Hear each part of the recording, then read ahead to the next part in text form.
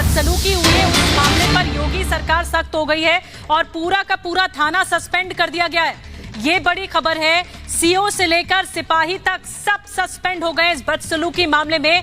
Block प्रमुख चुनावों के नामांकन के दौरान ये जो बदतमीजी और बदसलूकी हुई थी महिला के साथ, उनके और इस पूरे मामले पर एक्शन हुआ है। एक्शन ये हुआ है कि पूरा थाना सस्पेंड कर दिया गया। हिमानी, सीओ से लेकर सिपाही तक सब सस्पेंड हो चुके हैं। इस पर कार्रवाई हो रही है। बड़ी खबर इस वक्त, दो तस्वीरें इस वक्त हम आपको दिखा रहे हैं कि किस तरह से इस बदसलूकी के बाद योगी सरकार जो है वो एक्शन में नजर आई कि पूरा का पूरा जो थाना है उसे ही सस्पेंड कर दिया गया है। दूसरी तस्वीर हम आपको दिखा रहे हैं और वो तस्वीरें उस वक्त की जब उस महिला के साथ देखिए कि किस तरह से बदसलूकी की गई। ये प्रत्याशी, साथ ही साथ उनकी एक और सहयोगी उनके साथ थी जो कि प्रस्तावक है।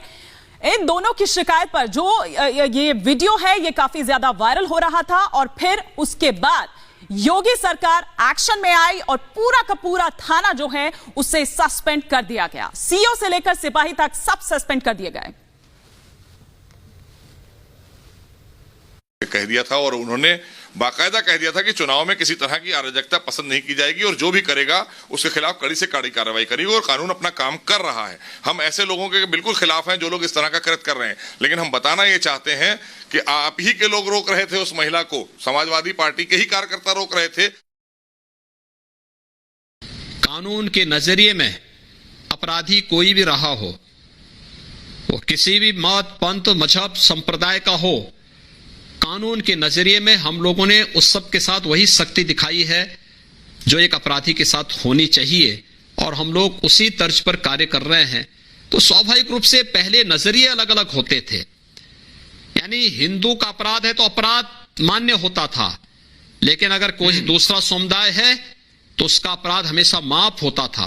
दंगाइयों को बुलाकर के मुख्यमंत्री के घर में सम्मानित किया जाता था, उनके सरकारी हेलीकॉप्टर का दुरुपयोग किया जाता था ऐसे दंगाइयों को और देशद्रोहियों को। पहले इस देश के सुरक्षा संस्थानों पर हमला करने वाले, हिंदू आस्था पर प्रहार करने वालों के मुकदमे वापस लिए जाते थे।